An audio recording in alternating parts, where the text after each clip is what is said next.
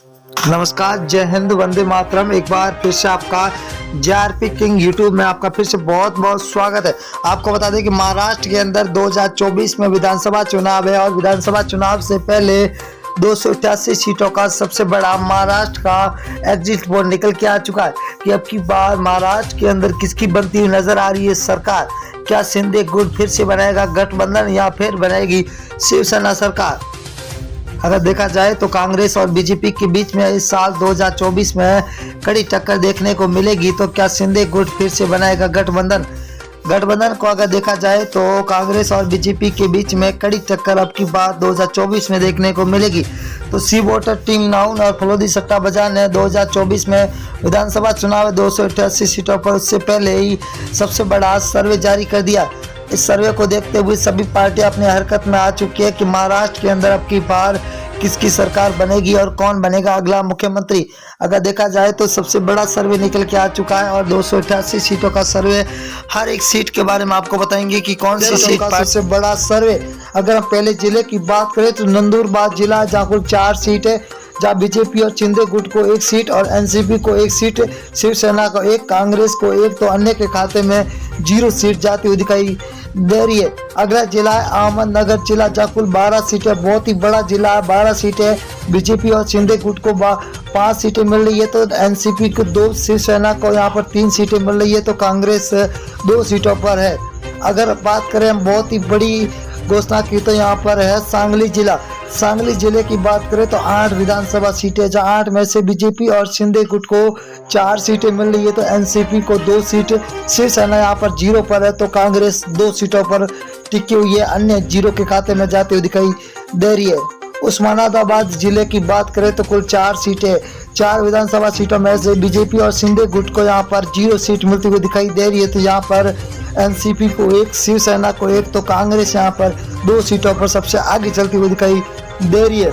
अगर हम नागपुर जिले की बात करें तो कुल 12 सीटें हैं, 12 सीटों में से बीजेपी और शिंदे गुट को 5 सीटें मिलती हुई दिखाई दे रही है, तो एनसीपी को 3 सीट और शिवसेना को 2, कांग्रेस को यहाँ पर 2 सीटें मिले। यहाँ पर बीजेपी और शिंदे गुट को सबसे ज्यादा सीटें मिलती हुई दिखाई दे रही है। वर्धा जिले की बात करें तो कुल 4 विधानसभा सीट है, जहाँ बीजेपी और शिंदे गुट को सिर्फ 1 सीट हाथ में लगती हुई दिखाई दे रही है, तो एनसीपी को 1, शिवसेना के खाते में 1 सीट जा रही है, वही कांग्रेस के खाते में भी 1 सीट जाती हुई दिखाई दे रही है। अगर हम मुंबई जिला की बात करें तो मुंबई के अंदर 26 विधानसभा सीट है, ये सबसे बड़ा जिला है, यहाँ पर सबसे ज्यादा सीट है 26 है, जहाँ बीजेपी और शिंदे गुट को 11 सीट मिल रही है, तो एनसीपी को 5, शिवसेना को 7, यहाँ पर कांग्रेस को 3 सीटों पर ही टिकना पड़ रहा है। अगर हम बात करें वाशिम जिला है जहाँ पर 3 विधानसभा सीट है, 3 में से बीजेपी और शिंदे गुट को 1 सीट, वही एनसीपी को 1, शिवसेना के खाते में 1 सीट जा रही है, तो कांग्रेस यहाँ पर 0 पर टिकी हुई है।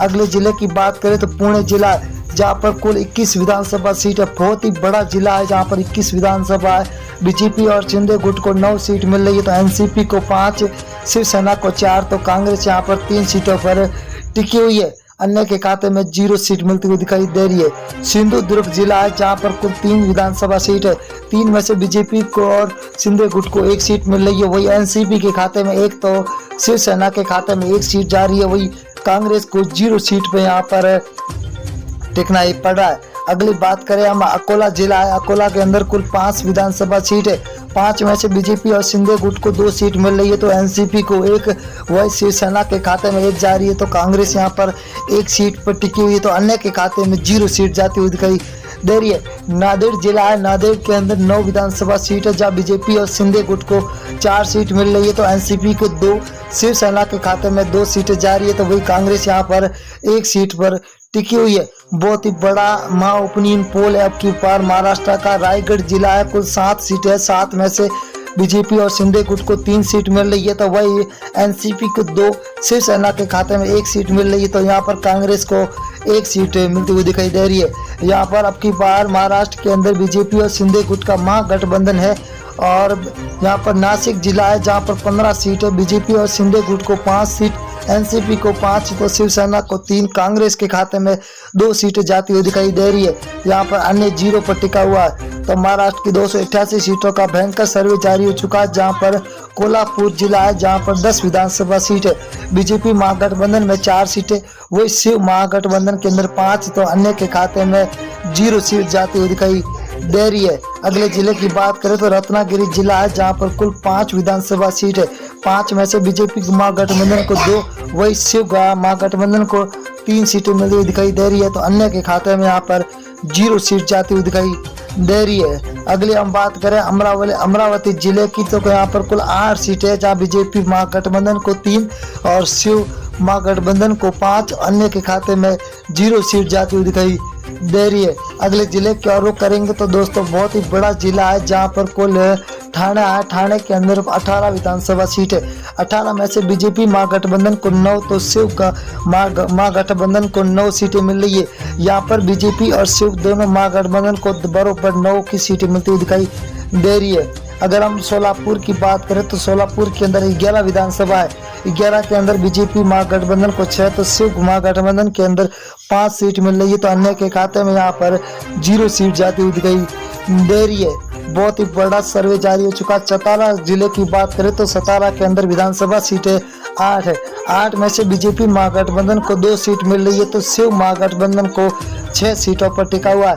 तो अन्य के खाते में यहाँ पर 0 सीट जाती हुई दिखाई दे रही है। अगले जिले की बात करें तो सांगली जिला है जहाँ पर कुल 8 सीट है। 8 में से बीजेपी को 4 सीट, तो शिव महागठबंधन को 3, यहाँ पर अन्य के खाते में 1 सीट जाती हुई दिखाई दे रही है। 288